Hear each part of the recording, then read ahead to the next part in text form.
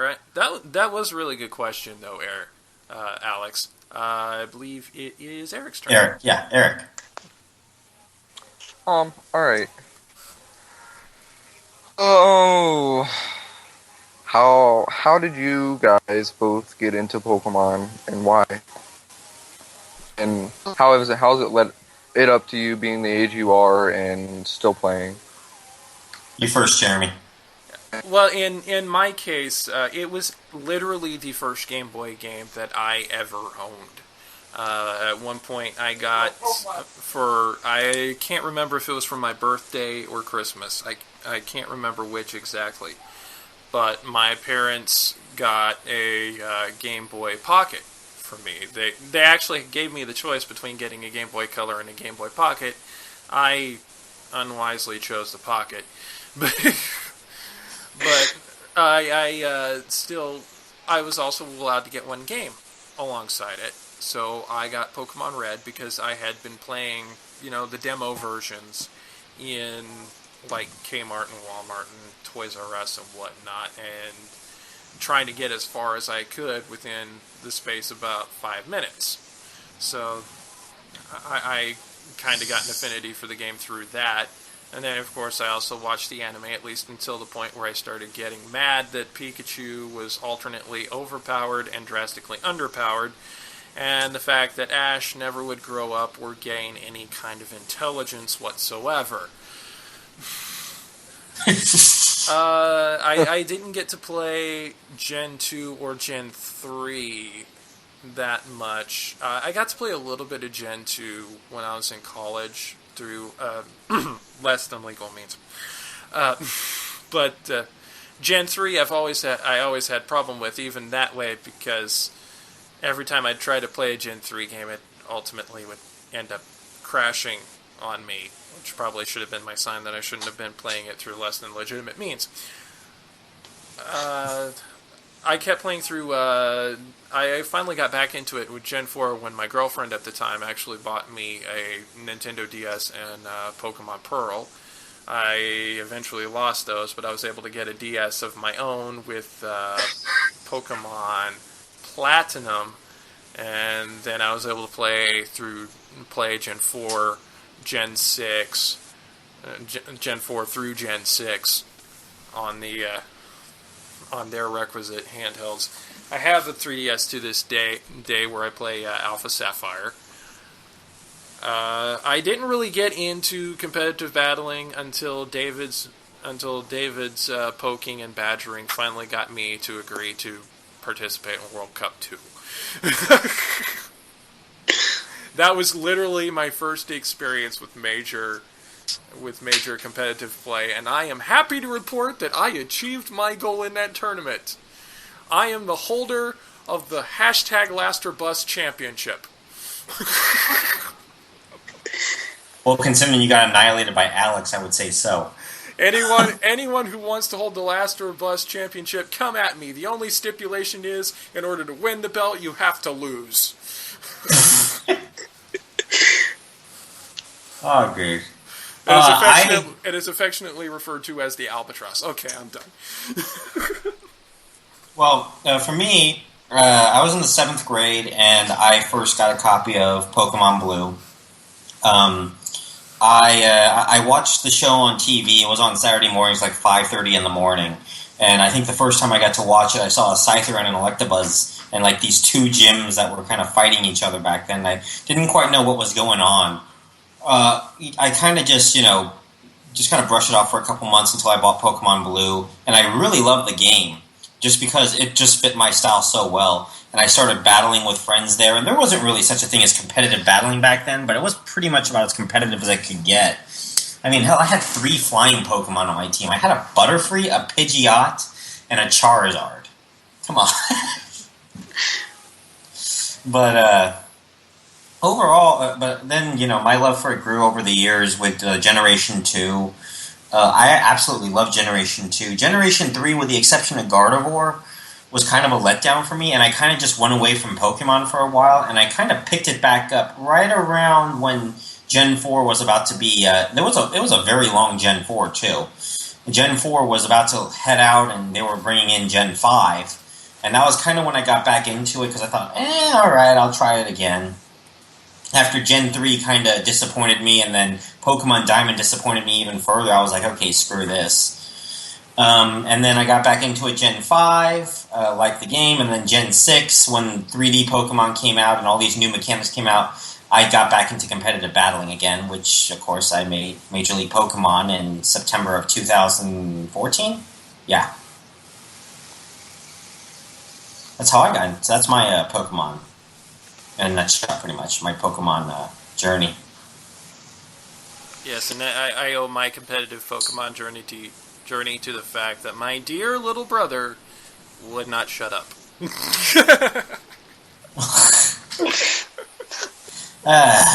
Well, anything else? Anything else, you guys?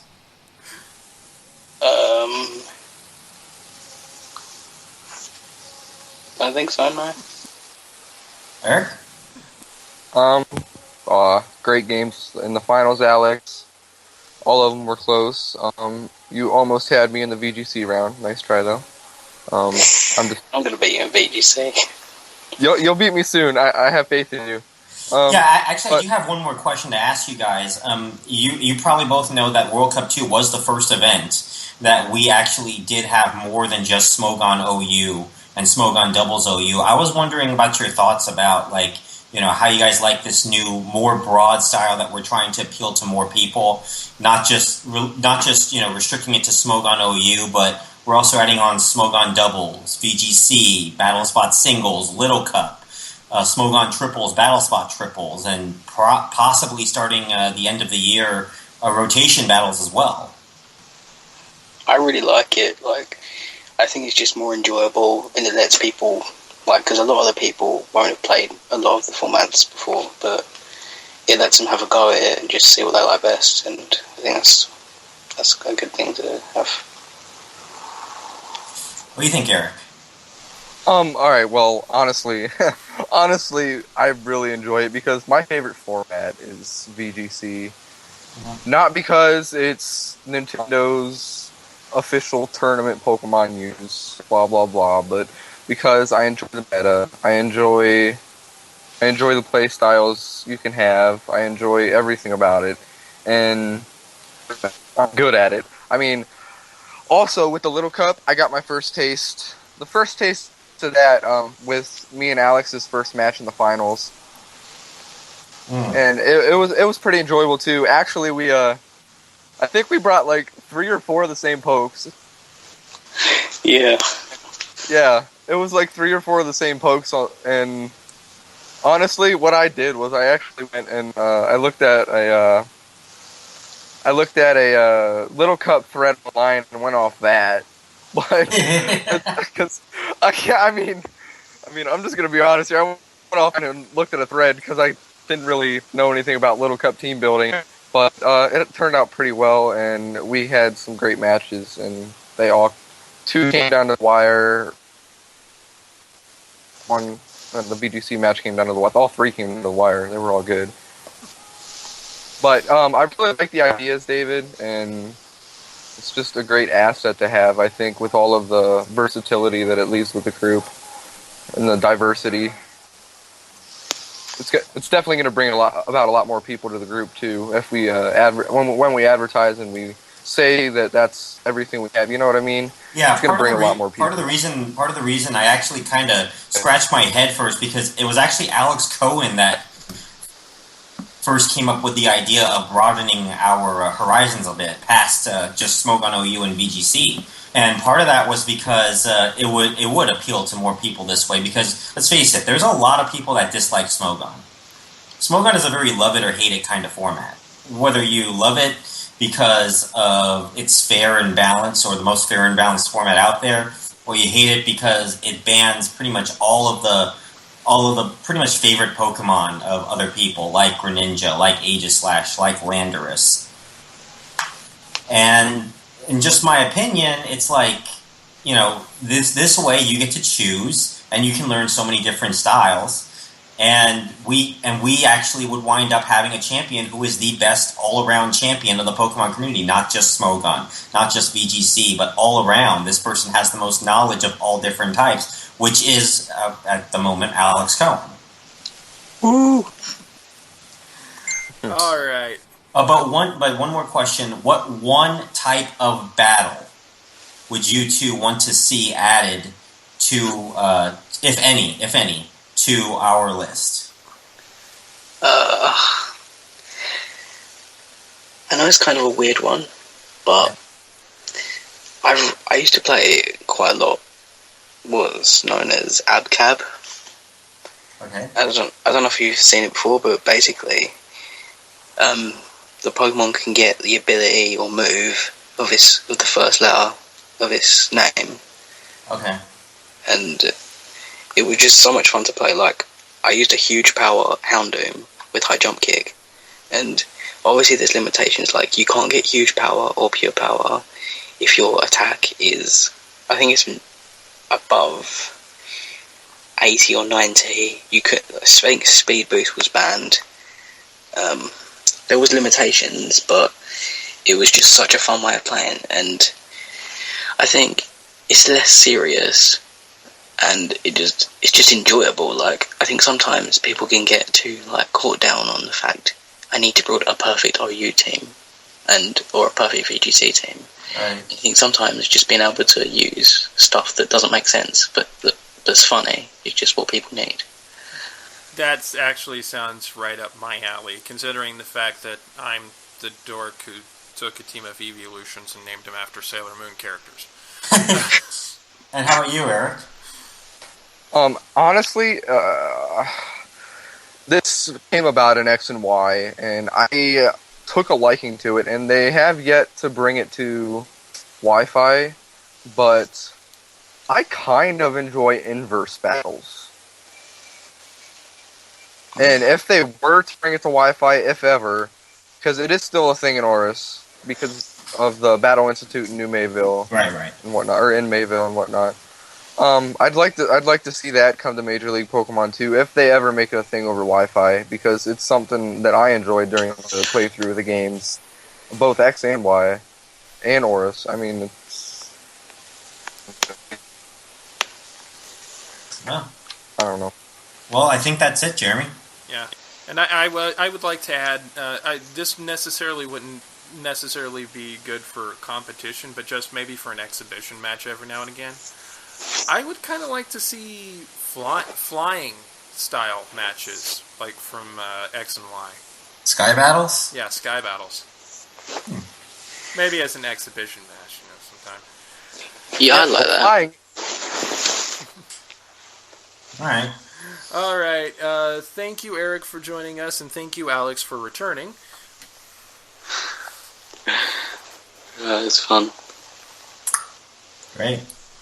So I believe that's the show.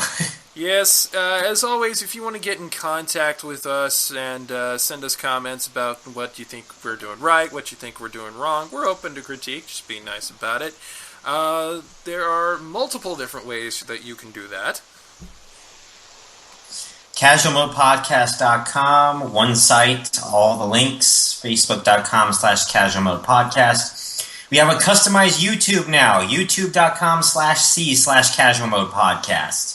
Twitter @ZeroSageHarpuria. I'm at Shadowbird712. You guys have Twitters? I don't. Eric? Twitch.tv/CasualMode. Twitch.tv/CasualModePodcast. Go ahead and tell your Twitter, Eric. My Twitter's BackwoodsBoy94. Alright. I'm the one. Go ahead. I'm the one with 10 followers. So. Well, I only have 35, so I mean, I'm not far behind you. I'm the Twitter celebrity of the group. And I think half of yours is spam. That's probably true.